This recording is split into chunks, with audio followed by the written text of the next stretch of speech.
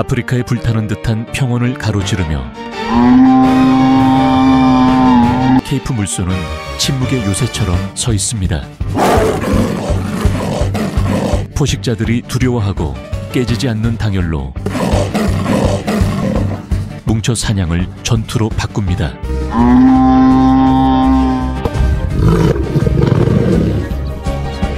야생의 세계들에서만 이 야생거인의 알려지지 않은 힘과 교훈을 발견하십시오. 아프리카 평원의 침묵의 거인, 희미한 새벽 햇살이 수평선 너머로 쏟아지면서 광활한 남아프리카 사바나는 금과 은빛으로 깨어납니다. 서늘한 밤 공기가 여전히 남아프린마다 이슬처럼 달라붙습니다. 탁 트인 초원에서는 땅이 진동하기 시작합니다. 사자의 울음소리나 코끼리의 무거운 발걸음이 아니라 깊고 리드미컬한 진동입니다.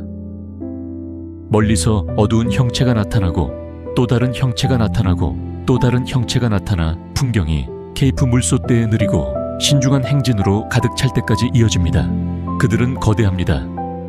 다 자란 수컷은 1,500파운드에 가까운 무게가 나가고 몸은 두껍고 거친 검은 털로 덮인 움직이는 요새와 같습니다.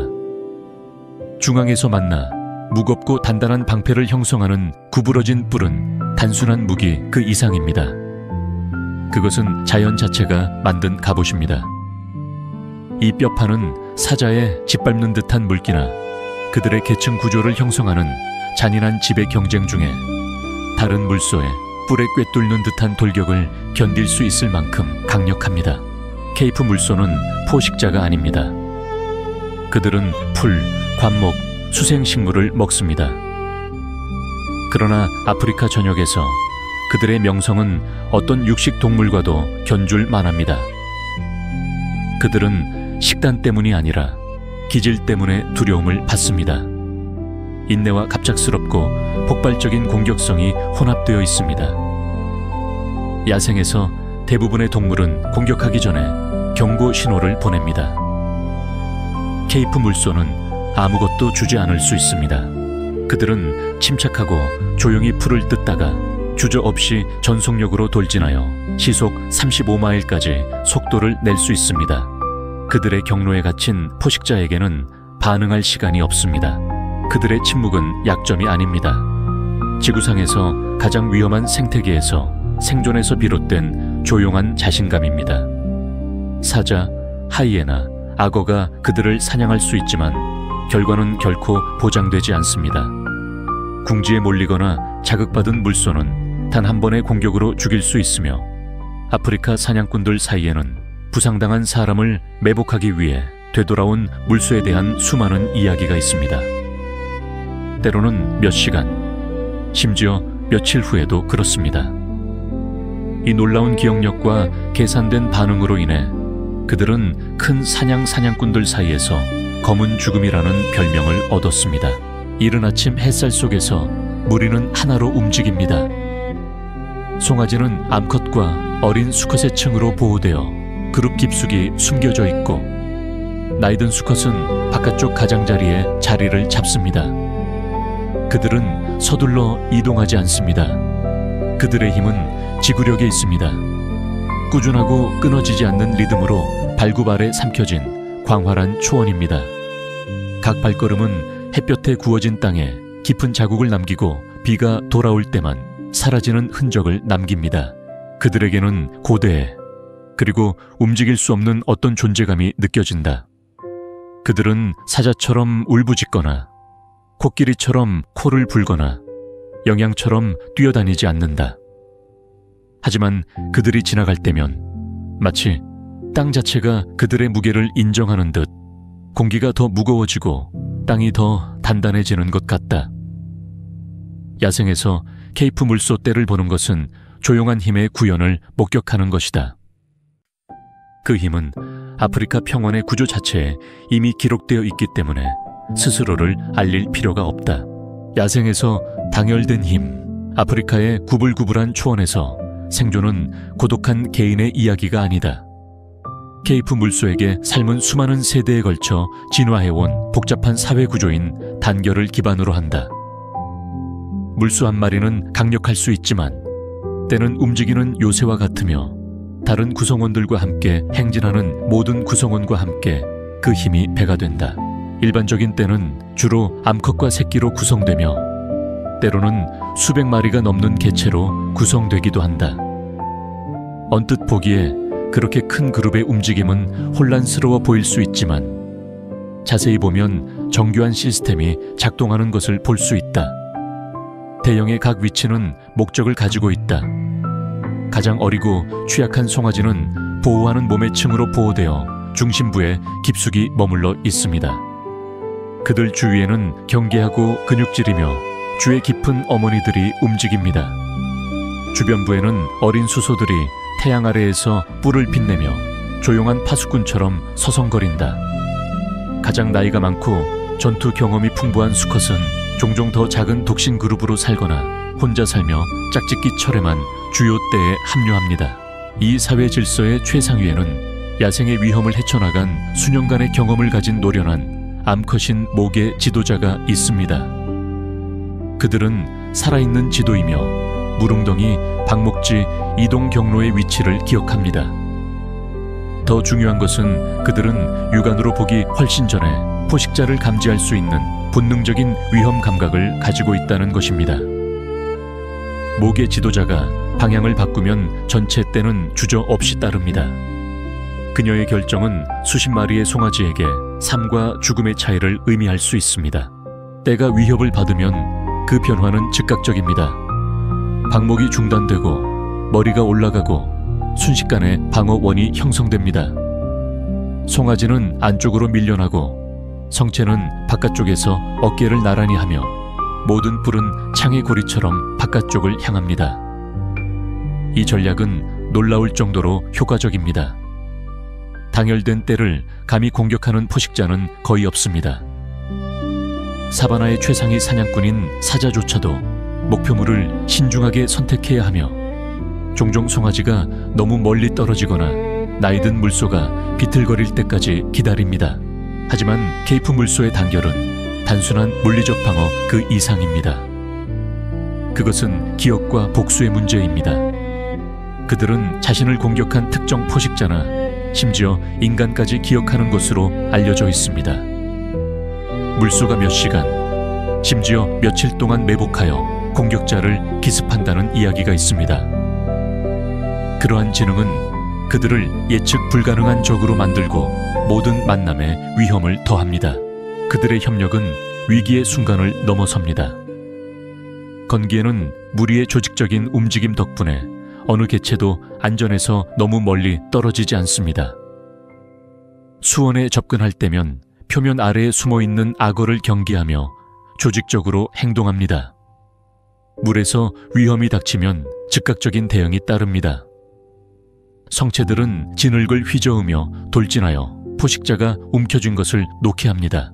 케이프 물소의 당열은 야생에서의 생존이 힘이나 속도에 관한 것만이 아니라 함께 일어서는 것에 관한 것이라는 원칙에 대한 살아있는 증거입니다.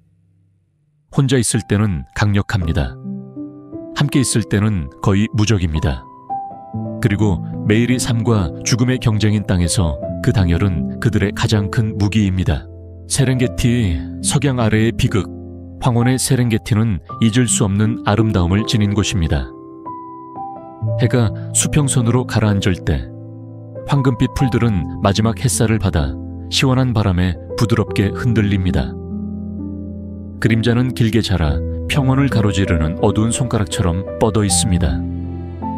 낮과 밤 사이에 덧없는 이 시간 동안 공기는 평화와 긴장으로 가득 차 있습니다. 아프리카의 포식자들은 황혼이 그들의 가장 큰 아군이라는 것을 알고 있기 때문입니다.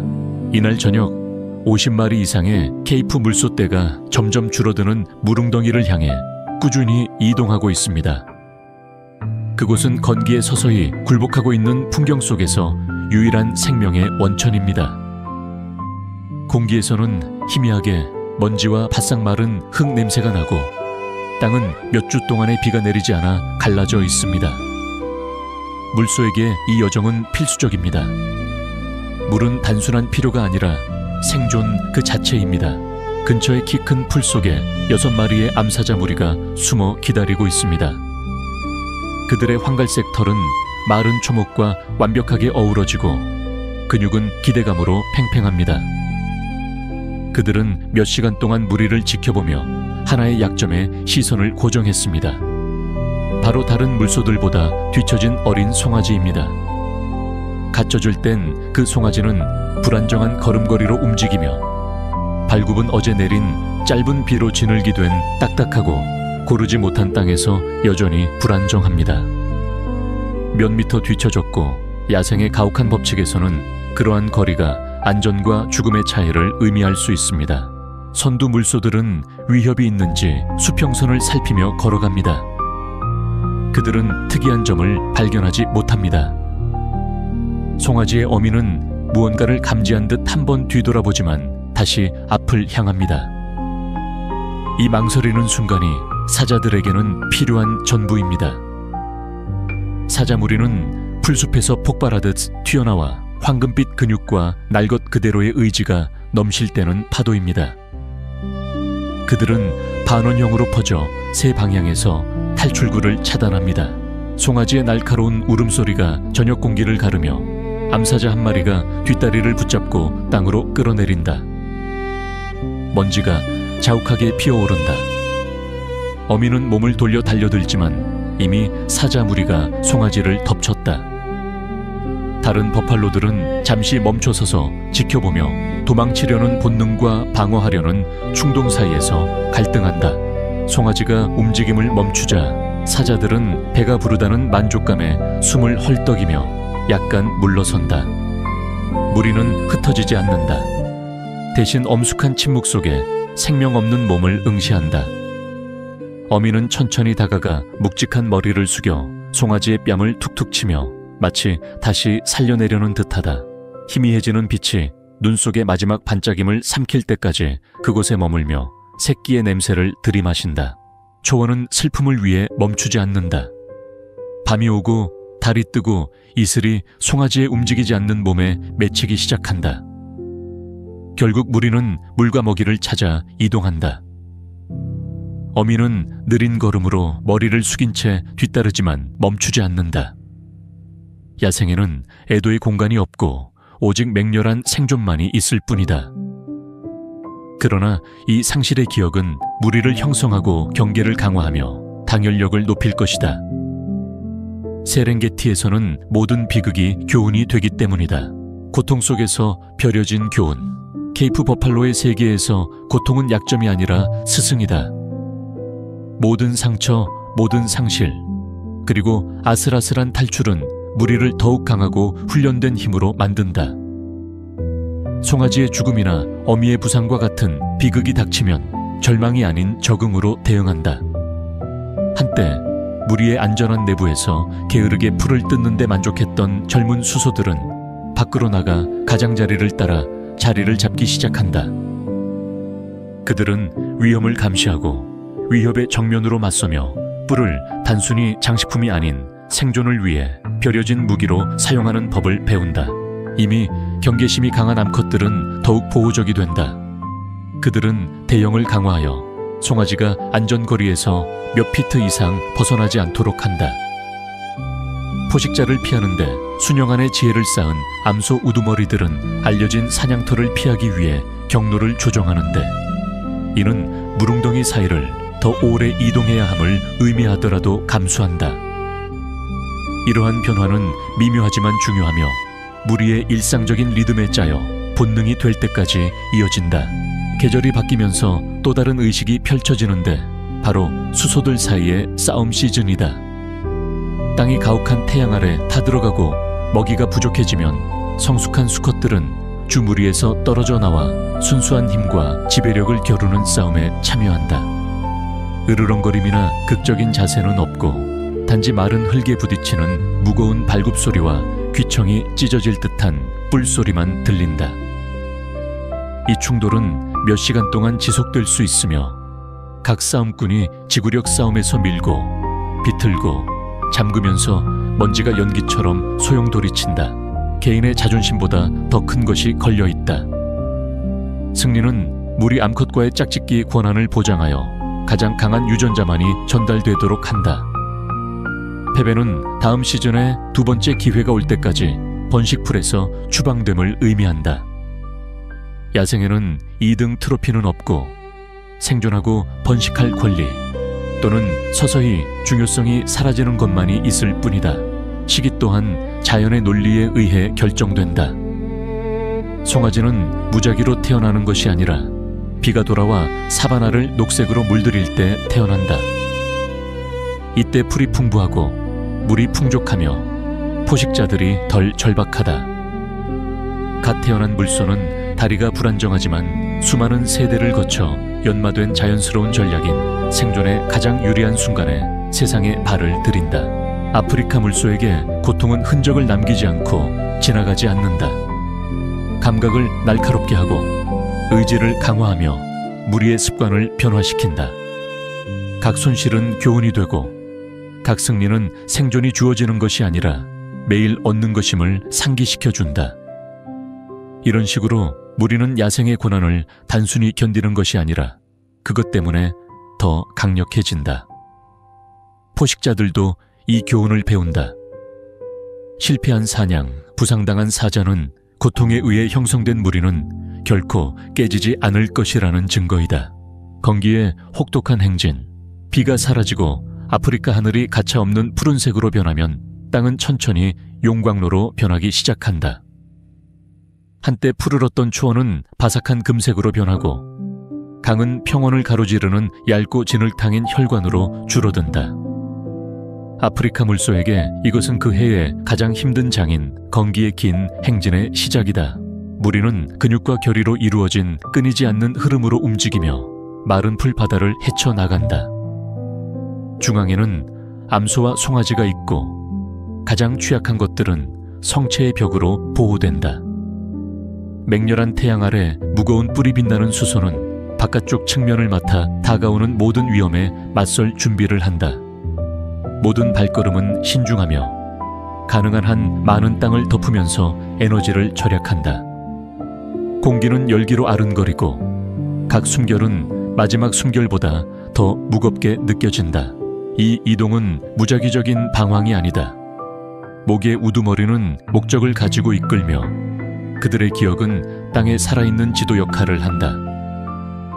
그들은 마지막 숨겨진 물 웅덩이가 어디에 남아있는지, 풀이 여전히 생명을 유지하고 있는지, 어떤 길이 매복의 위험이 가장 적은지 알고 있다. 하지만 그러한 지식이 있어도 여정은 위험하다.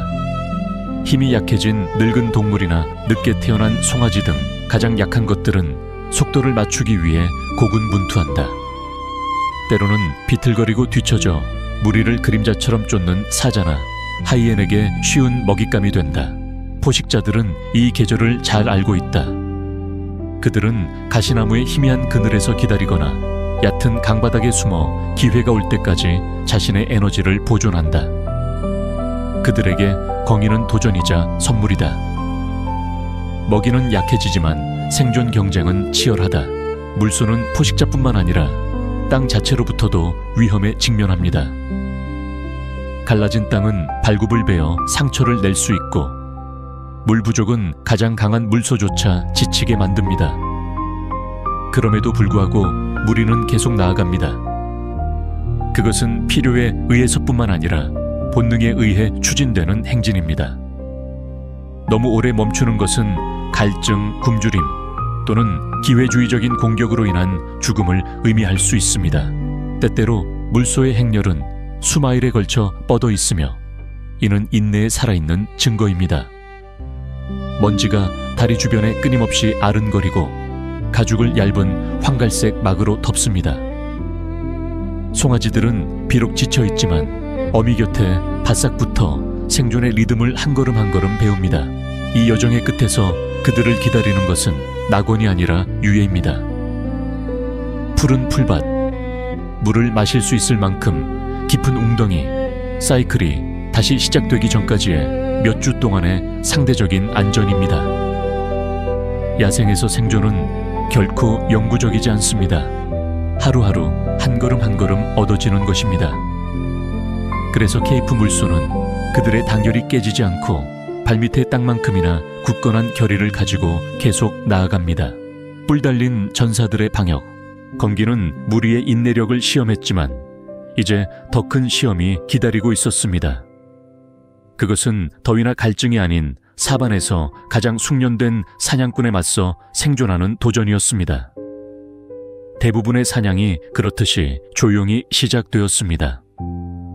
무리는 키가 큰 노란 풀밭을 꾸준히 이동했고 해는 낮게 드리워져 평원을 가로지르는 긴 그림자를 드리웠습니다. 송아지들은 중간에 있었고 어미들이 그들을 둘러싸고 수소들은 바깥쪽 가장자리를 차지했습니다. 무리 대부분에게는 보이지 않았지만 6마리의 암사자가 앞쪽 풀밭에 숨어 있었습니다. 그들은 몇 시간 동안 지켜보고 있었고 날씬한 몸은 완벽하게 움직이지 않았고 눈은 단 한 마리의 송아지에게 고정되어 있었습니다. 송아지는 절뚝거렸는데 아마도 하루 일찍 비틀거린 것 같았습니다. 어미 곁에 바싹 붙어 있었지만 몇 걸음 뒤쳐져 있었습니다. 야생의 법칙에서는 그러한 강역이 열림, 즉 전체 직물이 풀릴 때까지 잡아당기는 실입니다. 선두 암사자가 먼저 움직여 천천히 신중하게 웅크린 자세로 일어섰습니다. 꼬리의 희미한 움직임은 다른 사자들에게 신호를 보냈습니다. 공기가 조여지는 것 같았고 심지어 곤충들조차 조용해졌습니다. 그리고 아무 소리도 없이 사자 무리는 돌진했습니다. 황금빛 몸이 몇 초 만에 거리를 좁히면서 풀이 파도처럼 갈라졌습니다. 송아지는 저녁 공기를 찢는 가늘고 날카로운 울음소리를 냈습니다. 암사자 한 마리가 뒷다리를 턱으로 물어 땅으로 끌어내렸습니다. 다른 암사자는 옆에서 다가와 발톱으로 송아지의 어깨를 붙잡았습니다. 어미는 몸을 돌려 뿔을 낮추고 돌격했지만 사자 무리는 이미 먹이 주위에 고리를 형성하고 있었습니다. 다음에 일어난 일은 잔인할 정도로 신속했습니다. 무리의 맨 앞에서 우레와 같은 굉음이 들려왔습니다. 포식자가 아니라 뿔이 남자의 가슴만큼 넓어 보이는 거대한 수소의 울음소리였습니다. 그는 송아지를 잡고 있는 암사자를 향해 곧장 돌진했고 충격으로 암사자는 땅에서 들어올려져 3미터나 공중으로 날아갔습니다. 먼지와 털 뭉치가 사방으로 흩날렸습니다. 바로 그 순간 나머지 무리가 일제히 움직였다. 암컷 한 마리가 아마도 송아지의 어미일 다른 암사자 한 마리를 들이받아 그 포식자가 다리를 허우적거리며 넘어졌다. 그 암컷은 발굽으로 전쟁의 북소리처럼 땅을 두드리며 짓밟고 돌진했다. 어린 수소들은 옆구리를 향해 돌진하여 나머지 사자들을 가시덤불 쪽으로 몰아갔다. 탈출하기에 너무 느린 사자 한 마리는 최후의 일격을 맞고 풀밭에 쓰러져 움직이지 않았다. 먼지가 가라앉자 무리는 여전히 숨을 쉬고 피가 묻은 털을 가진 송아지 주위에 다시 모였다. 어미는 위험이 지나갔다고 안심시키려는 듯 뺨을 부비었다. 이제 수가 줄어든 사자들은 사냥에 성공하지 못하고 오히려 손실을 입은 채 수평선으로 사라졌다. 사바나는 다시 조용해졌지만 메시지는 분명했다. 케이프 물소 무리는 동료를 버리지 않는다. 당연하면 그들은 먹이가 아니라 전사이며 자극을 받으면 군대처럼 맹렬하게 공격한다. 인류를 위한 메시지. 드넓은 아프리카 평원의 무대에서 케이프 물소는 단순한 먹이와 포식자라는 꼬리표를 초월하는 역할을 한다. 그들은 생존이 단순히 힘이나 속도에 관한 것이 아니라 충성심, 당열, 그리고 서로를 위해 일어서려는 의지에 관한 것임을 입증하는 살아있는 증거이다.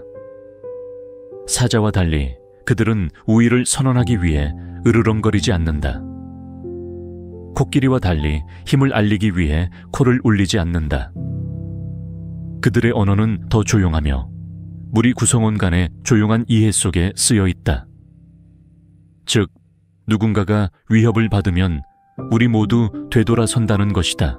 대부분의 먹잇감이 위험의 첫 징후에 흩어지는 세상에서 케이프 물소의 본능은 그 반대이다. 그들은 대열을 좁힌다. 그들은 벽을 형성한다. 그들은 싸운다. 이 당열은 감상에서 비롯된 것이 아니라 깊고 진화적인 진실에서 비롯된다. 즉, 야생에서 개체는 그룹이 생존해야만 생존할 수 있다는 것이다. 수많은 세대에 걸쳐 이 본능은 필요에 의해 형성되었고 대륙에서 가장 사나운 사냥꾼과의 전투를 통해 다듬어졌다. 그들이 행동하는 것을 보는 것은 살아있는 명예규범을 목격하는 것이다. 송아지가 비틀거리는가? 무리가 속도를 늦춘다. 수소가 다쳤는가? 다른 물소들이 그가 회복하거나 쓰러질 때까지 옆을 지킨다. 죽음 속에서도 쓰러진 물소는 즉시 버려지지 않는다. 무리는 종종 그 손실을 인정하는 듯 근처에 서 있다가 이동한다. 그러한 순간들은 짧지만 야생 동물들 사이에서는 드문 깊은 연결을 보여준다. 포식자들은 이것을 잘 알고 있다. 사자들이 다른 많은 먹이종을 사냥할 때 거의 30%의 성공률을 보이는 반면 물소 사냥은 종종 실패한다. 그 대가는 높다. 부러진 갈비뼈, 찢어진 옆구리, 그리고 때로는 죽음이다. 한 명의 수비수가 아닌 수십 명의 수비수와 맞서야 할 위험은 가장 배고픈 사자조차 다시 생각하게 만들기에 충분하다. 그래서 그 질문은 사바나 너머로 메아리치는 질문으로 남아있다. 우리 인간, 즉 지구상에서 가장 사회적인 종은 여전히 이러한 종류의 단결을 가지고 있는가? 우리 도시에서, 우리 공동체에서, 우리 가족에서 위험이 닥쳤을 때 우리는 여전히 서로를 위해 되돌아서는가? 아니면 모든 발전과 함께한 때 우리의 생존을 보장했던 본능을 잊어버린 것일까? 케이프 물소는 진정한 힘은 고독한 것이 아님을 상기시켜 줍니다. 그것은 가장 강한 개체의 고립된 힘이 아니라 하나로 서 있는 다수의 집단적인 힘입니다. 그들의 세상은 용서가 없고 그들의 날들은 굶주림, 갈증, 포식자들에 맞서는 끊임없는 투쟁입니다. 그러나 그들은 각자가 무적이기 때문이 아니라 어느 누구도 홀로 서 있지 않기 때문에 견뎌냅니다. 무리가 희미해져가는 빛 속으로 이동하면서 불타는 하늘을 배경으로 실루엣을 들이우며 그들은 발자국 이상을 남깁니다. 그들은 교훈을 남깁니다. 야생에서 그리고 아마도 우리 자신의 삶에서 생존은 종종 한 사람의 싸움이 아니라 다수의 입장에 달려 있다는 것을 상기시켜 줍니다. 야생에서 당열은 삶과 죽음의 차이를 의미할 수 있습니다. 케이프 물소가 사제에 맞서 함께 설 수 있다면, 우리가 그렇게 한다면 무엇을 이룰 수 있을까요? 아래에 여러분의 생각을 공유해 주세요.